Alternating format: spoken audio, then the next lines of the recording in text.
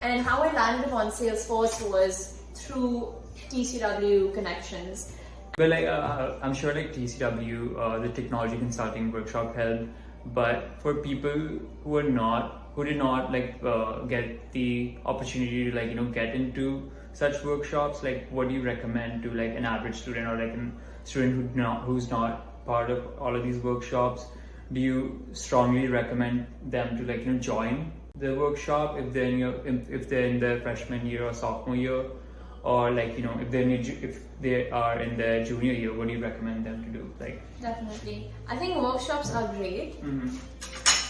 I think everyone should at least attempt to joining them, but they are not the end of the world. Right. Please, I know so many people who've been super successful without being in a workshop. Mm-hmm. It definitely helps you kind of have a jump start in your career search, in your networking, but it is not end all be all. You can still do so much, even without workshops or business strats. Mm-hmm. But you just have to put in a little extra effort than a person in a workshop would be putting, Mm-hmm.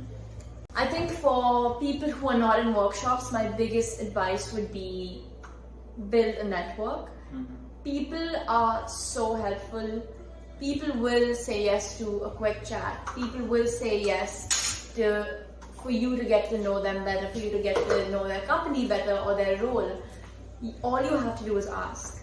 I do a lot of cold LinkedIn reach outs to Kelly alum. Even now, I do a lot of cold LinkedIn reach outs, and out of 20, maybe 2 will respond, but those 2 will turn out to be your strongest connections, and those 2 will really help you with whatever you want, like resume reviews or interview prep or referrals or something like that.